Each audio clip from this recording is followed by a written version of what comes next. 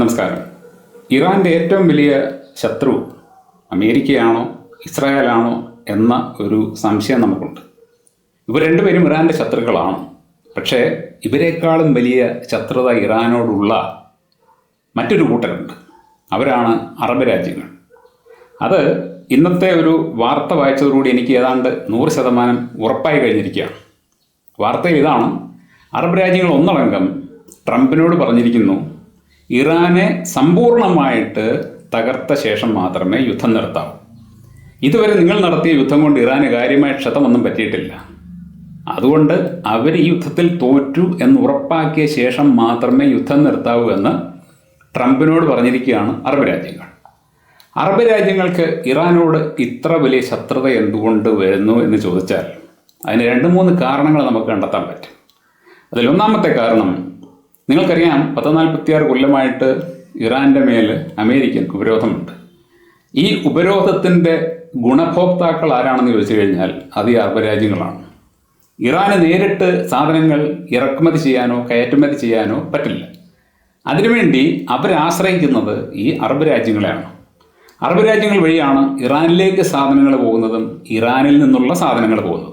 എന്ന് പറഞ്ഞാൽ ഈ അറബികൾക്ക് മേലനങ്ങാതെ കോടിക്കണക്കിന് പണമുണ്ടാക്കാൻ ഉപകരിക്കുന്ന ഒന്നാണ് അമേരിക്കയുടെ ഇറാൻ്റെ മേലുള്ള ഉപരോധം. ഈ ഉപരോധം നീങ്ങിക്കഴിഞ്ഞാൽ അറബ് രാജ്യങ്ങൾക്ക് വൻതോതിൽ ബിസിനസ് നഷ്ടപ്പെടും. അവരുടെ സാമ്പത്തിക സ്ഥിതി തന്നെ തകരും.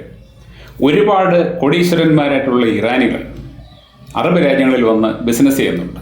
അവരവിടെ ബിസിനസ് ചെയ്യുന്നത് മറ്റൊന്നും കൊണ്ടല്ല, അവർക്ക് അവരുടെ രാജ്യത്തിരുന്നു കൊണ്ടത് ചെയ്തു കഴിഞ്ഞാൽ അവർക്ക് സാധനങ്ങൾ പുറത്തേക്ക് വിൽക്കാനോ അതിൻ്റെ പണം വാങ്ങാനോ ഒന്നും പറ്റുന്നില്ല. അവരുടെ രാജ്യത്തേക്ക് സാധനങ്ങൾ ഇറക്കുമതി ചെയ്യാൻ പറ്റുന്നില്ല, കയറ്റുമതി ചെയ്യാൻ പറ്റുന്നില്ല, ബാങ്കിങ് നടത്താൻ പറ്റുന്നില്ല. അതുകൊണ്ട് ഈ സൗകര്യങ്ങൾ പരിഗണിച്ച് മാത്രമാണ് അവർ അറബ് രാജ്യങ്ങളെ ഉപയോഗിക്കുന്നത്. എന്നാൽ അമേരിക്ക അവരുടെ ഉപരോധം നീക്കിയാൽ, ഇപ്പോൾ ഇരിക്കുന്ന പ്രസിഡന്റ് ഇറാൻ്റെ ഉപരോധം നീക്കാനായിട്ടുള്ള ശ്രമം 2 തവണ നടത്തിയത് നമ്മൾ കണ്ടതാണ്. 2 തവണയും അദ്ദേഹം അവരുമായിട്ട് ചർച്ച ചെയ്യുന്നതിൻ്റെ ഇടയിൽ യുദ്ധമുണ്ടായി.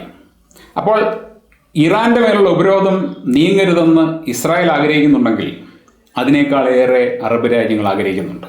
കാരണം അറബ് രാജ്യങ്ങൾക്ക് അതുമൂലം ഉണ്ടാകാൻ പോകുന്ന ബിസിനസ് നഷ്ടം വളരെ വലുതായിരിക്കും. ഞാൻ പറഞ്ഞല്ലോ, ഇറാനിൽ നിന്നും ഈ പറയുന്ന രാജ്യങ്ങളിൽ വന്ന് ജോലി ചെയ്യുന്ന അല്ലെങ്കിൽ ബിസിനസ് ചെയ്യുന്ന ഇറാനികൾ മൊത്തം ഉപരോധം നീങ്ങിക്കഴിഞ്ഞാൽ പിന്നെ അവിടെ നിൽക്കേണ്ട കാര്യമില്ല. ഗൾഫ് രാജ്യങ്ങളെക്കാളും വളരെ മനോഹരമായ രാജ്യമാണ് ഇറാൻ. പ്രകൃതി സൗന്ദര്യമുള്ള രാജ്യമാണ്. ഇവരെക്കാൾ കൂടുതൽ ഫെസിലിറ്റീസ് ഉള്ള രാജ്യമാണ്. അവരവരുടെ ബിസിനസ്സുകൾ മൊത്തം ഇറാനിലേക്ക് റീലൊക്കേറ്റ് ചെയ്യും. അങ്ങനെ ഒരുപാട് സ്ഥാപനങ്ങൾ തന്നെ ഗൾഫ് രാജ്യങ്ങളിൽ നിന്നും ഇറാനിലേക്ക് പറിച്ചു നടപ്പെടും. അതുകൂടാതെ ഇറാൻ്റെ ഉപരോധം നീക്കിക്കഴിഞ്ഞാൽ ഇപ്പോൾ ഗൾഫ് രാജ്യങ്ങൾക്കുള്ള പ്രസക്തി തന്നെ നഷ്ടപ്പെടും. ഒരുപാട് ആൾക്കാർ ഇറാനിൽ പോയി ബിസിനസ് ചെയ്യാൻ തുടങ്ങും. കാരണം ഗൾഫ് രാജ്യങ്ങളെക്കാൾ എന്തുകൊണ്ടും ബെറ്റർ ഇറാൻ തന്നെയാണ്. അപ്പോൾ അങ്ങനെയുള്ളൊരു സാഹചര്യം വരുന്നത് ഇവർക്ക് ചിന്തിക്കാൻ കൂടി പറ്റില്ല. പിന്നെ മറ്റൊരു വലിയ പ്രശ്നം കൂടി അവർക്കുണ്ട്. ഇറാൻ്റെ മേലുള്ള ഉപരോധം നീങ്ങിക്കഴിഞ്ഞാൽ ഇറാന് അവരുടെ എണ്ണ ഇഷ്ടം പോലെ വിൽക്കാൻ പറ്റും. ഇപ്പോൾ അവരവരുടെ ഓയിൽ കഷ്ടപ്പെട്ടാണ് വിൽക്കുന്നത്. അമേരിക്ക പണം മുടക്കിയിട്ടുണ്ട് അരാംകോയിലൊക്കെ. സൗദിയിലെ അരാംകോയിലൊക്കെ അമേരിക്ക പണം മുടക്കിയിട്ടുണ്ട്. അപ്പോൾ അവർക്ക് അവരുടെ എണ്ണ ഇഷ്ടം പോലെ വിൽക്കാൻ വേണ്ടി ഇറാനെ ഞെരുക്കുന്നതിൻ്റെ ഭാഗമായിട്ട് കൂടിയാണ് ഈ ഉപരോധം കൊണ്ടുവച്ചിരിക്കുന്നത്. പക്ഷേ ആ ഉപരോധം ഏതെങ്കിലും കാരണവശാൽ കഴിഞ്ഞാൽ നീക്കിക്കഴിഞ്ഞാൽ, ഇറാൻ അങ്ങനെ സ്വതന്ത്രമായി കഴിഞ്ഞാൽ ഇറാൻ അവരുടെ എണ്ണ ഇഷ്ടം പോലെ വിൽക്കാൻ പറ്റും. ഇറാൻ വിൽക്കുന്ന വിലയ്ക്ക് വിൽക്കാൻ ഇവർക്കൊന്നും പറ്റുകയില്ല. കാരണം ഇറാൻ്റെ പക്കൽ വളരെ അൺലിമിറ്റഡ് ആയിട്ടുള്ള എണ്ണയുടെ സ്രോതസ്സുകളുണ്ട്. അവർക്ക് വളരെ ഈസി ആയിട്ട് അവിടെ നിന്നും അത് ഏത് രാജ്യത്തേക്കും അയക്കാൻ പറ്റും. ഹോർമൂസ് അവരുടെ കൺട്രോളിലാണ്. മറ്റൊരു രാജ്യങ്ങൾക്കും അവരുമായിട്ട് കമ്പീറ്റ് ചെയ്യാൻ പറ്റില്ല. അറബ് രാജ്യങ്ങൾക്ക് ഒട്ടും തന്നെ പറ്റില്ല. അതുകൊണ്ട് തന്നെ എണ്ണക്കച്ചവടത്തിലും ഇറാന് വലിയ മേൽക്കോയ്മ ഉണ്ടാകും. അങ്ങനെ അറബ് രാജ്യങ്ങൾക്ക് എണ്ണയിലൂടെയുള്ള വരുമാനം കുറയും. ഒപ്പം ഇറാനിലേക്ക് ബിസിനസ്സുകൾ പറിച്ചു മാറ്റപ്പെടുന്നതിലൂടെ ഉണ്ടാകുന്ന വലിയ സാമ്പത്തിക നഷ്ടമുണ്ടാകും. അങ്ങനെ ഏതൊക്കെ കോണിൽ കൂടെ നോക്കിക്കഴിഞ്ഞാൽ ശരി, അറബ് രാജ്യങ്ങൾക്ക് ഇറാൻ്റെ ഉപരോധം നീങ്ങുന്നത് വളരെ വലിയ ക്ഷീണമാണ്. അതുകൂടാതെ മൂന്നാമത് അവർക്ക് മറ്റൊരു പ്രശ്നം കൂടിയുണ്ട്. അതിപ്പോഴാണ് അവർക്ക് ഏറെ ബോധ്യമായത്. അതായത് ഇറാൻ എന്ന് പറയുന്ന രാജ്യത്തിൻ്റെ സൈനിക ശക്തിയെക്കുറിച്ച് ഇവർക്ക് വലിയ ധാരണയൊന്നും ഉണ്ടായിരുന്നില്ല. ഇവരെല്ലാവരും അമേരിക്കയിൽ നിന്നും യുദ്ധക്കോപ്പുകളൊക്കെ വാങ്ങി തങ്ങൾ ഇറാനേക്കാൾ കരുത്തുള്ള രാജ്യമാണെന്ന് സ്വയം കരുതി സമാധാനിച്ചിരുന്നവരാണ്. എന്നാൽ ഇവരുടെ നാടുകളിൽ അമേരിക്ക സ്ഥാപിച്ചിരിക്കുന്ന അമേരിക്കയുടെ താവളങ്ങൾക്ക് നേരെ തന്നെ ഇറാൻ ആക്രമണം നടത്തുകയും ആ താവളങ്ങൾക്കെല്ലാം കാര്യമായിട്ടുള്ള കേടുപാട് പറ്റുകയും ഇപ്പോൾ പല താവളങ്ങളും വർക്കബിൾ അല്ലാത്ത കണ്ടീഷനിൽ എത്തി നിൽക്കുകയും അവിടെ ഉണ്ടായിരുന്ന സൈനികരെയൊക്കെ റീലൊക്കേറ്റ് ചെയ്യുകയും ഒക്കെ ചെയ്തത് കണ്ടു കഴിഞ്ഞപ്പോൾ അറബ് രാജ്യങ്ങൾക്ക് ഒരു കാര്യം മനസ്സിലായി, ഇവനാൾ ഭയങ്കരനാണ്. ഞങ്ങൾ ഉപരോധമൊന്നുമില്ലാതെ ഇത്രയും കാലം സുഖമായിട്ട് ബിസിനസ്സൊക്കെ ചെയ്ത് പണം ഉണ്ടാക്കിയിട്ട് പോലും അവൻ്റെ സൈനിക കരുത്തിനോട് പിടിച്ചു നിൽക്കാൻ തങ്ങളെ കൊണ്ട് പറ്റുന്നില്ല. ഇവിടെ തങ്ങളെ സംരക്ഷിക്കാമെന്ന് പറഞ്ഞ് വന്നു കിടക്കുന്ന അമേരിക്കയ്ക്കും അത് പറ്റുന്നില്ല. അമേരിക്കയ്ക്ക് സ്വന്തം താവളങ്ങൾ പോലും സംരക്ഷിക്കാൻ പറ്റുന്നില്ല എന്നുള്ളത് അവർ കാണുന്നുണ്ട്. അതും കൂടാതെ ഹോർമോസിൽ ഇറാൻ കൺട്രോൾ ഏറ്റെടുത്ത് കഴിഞ്ഞപ്പോൾ അതിൽ നിന്നും ഇറാനെ പിന്തിരിപ്പിക്കാൻ അമേരിക്കയ്ക്ക് കഴിയുന്നില്ല എന്നുള്ളതും അവർ കണ്ടുകൊണ്ടിരിക്കുകയാണ്. എന്ന് പറഞ്ഞാൽ ഇറാൻ വിചാരിച്ചു കഴിഞ്ഞാൽ ഹോർമോസ് കടലെടുക്ക് ഇനി ആജീവനാന്തം അവരുടെ കൺട്രോളിലായിരിക്കും. ഇവർക്ക് അതുവഴി കപ്പൽ വിടാനേ പറ്റുകയില്ല. അതിന് ബദലായിട്ട് അവരെന്തെങ്കിലും ഒരു സംവിധാനമൊക്കെ ഉണ്ടാക്കി വരണമെങ്കിൽ അതിന് ഒരുപാട് കാലമെടുക്കും, ഒരുപാട് പണച്ചെലവുണ്ട്. അപ്പോൾ എന്തുകൊണ്ടും ഇറാനെ തകർക്കേണ്ടത് ഇപ്പോൾ അവരുടെ ഒരു ആവശ്യമായിട്ട് മാറിയിരിക്കുകയാണ്. ഇതെല്ലാം അവരുടെ വ്യാപാരത്തിന് വേണ്ടിയാണ്. അപ്പോൾ ഇറാനെ സംബന്ധിച്ച് ഇപ്പോൾ അവർ യുദ്ധം ചെയ്യുന്നത് കേവലം അമേരിക്കയോടും ഇസ്രായേലിനോടും മാത്രമല്ല. അമേരിക്കയുടെ ലക്ഷ്യമെന്ന് പറഞ്ഞു കഴിഞ്ഞാൽ നമുക്കറിയാം, അമേരിക്കയ്ക്ക് ഇറാൻ അവരുടെ അടിമയായിട്ട് മാറണം. അവർ പറയുന്ന അനുസരിച്ച് നിൽക്കുന്ന ഈ അറബ് രാജ്യങ്ങളെപ്പോലെ അവർ പറയുന്ന അനുസരിച്ച് നിൽക്കുന്ന മറ്റൊരു അടിമ രാജ്യമായിട്ട് ഇറാൻ മാറണം. ഇറാൻ ഒരിക്കലും അതിന് തയ്യാറല്ല. ഇറാൻ ഒരു കാലത്തും അവരുടെ അടിമയായിട്ട് മാറില്ല എന്നുള്ളത് അവർ പ്രതിജ്ഞ എടുത്തിരിക്കുന്ന കാര്യമാണ്. അത് ട്രംപിന് മനസ്സിലായി. ആയത്തുള്ള അലി ഖമനയെ കൊല്ലപ്പെട്ട് കഴിഞ്ഞാൽ പിന്നീട് ഇറാൻ അങ്ങ് വഴങ്ങും എന്ന് അദ്ദേഹം കരുതിയെങ്കിലും അദ്ദേഹത്തിൻ്റെ ആശയങ്ങളെ ശിരസിൽ പേറുന്ന, ഹൃദയത്തിൽ കൊണ്ടു നടക്കുന്ന ഒരു ജനതയാണ്, അല്ലെങ്കിൽ ഒരു കൂട്ടം നേതാക്കന്മാരാണ് അവിടെ ഉള്ളത്.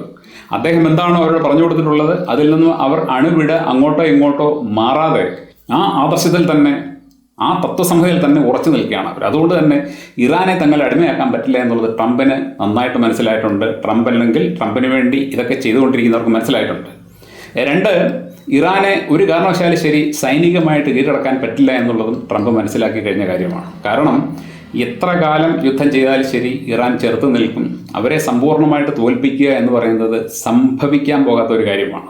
മറുഭാഗത്ത് ഇസ്രായേലിൻ്റെ ലക്ഷ്യം എന്താണ്? ഇസ്രായേലിൻ്റെ ലക്ഷ്യമെന്ന് പറഞ്ഞു കഴിഞ്ഞാൽ മേഖലയിലെ സൂപ്പർ സ്റ്റാറായിട്ട് മാറുക. അതായത് മിഡിൽ ഈസ്റ്റിൽ ഇസ്രായേലിൻ്റെ മുകളിൽ മറ്റൊരു രാജ്യം ഉണ്ടാകാൻ പാടില്ല.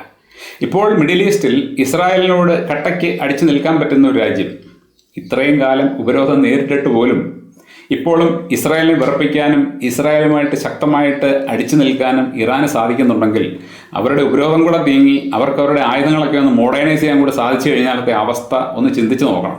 അപ്പോൾ ഇസ്രായേലിൻ്റെ ദീർഘകാലമായിട്ടുള്ള മോഹം മിഡിൽ ഈസ്റ്റിൽ തങ്ങളല്ലാതെ മറ്റൊരു സാർ പാടില്ല എന്നുള്ളതാണ്. അപ്പോൾ ഈ മൂന്ന് കൂട്ടർക്ക് ഇറാൻ വലിയൊരു പ്രശ്നമാണ്. അറബികൾക്കും ഇസ്രായേലിനും അമേരിക്കയ്ക്കും. ഈ മൂന്ന് കൂട്ടരോടുമാണ് യഥാർത്ഥത്തിൽ ഇറാൻ ഇപ്പോൾ യുദ്ധം ചെയ്യുന്നത്.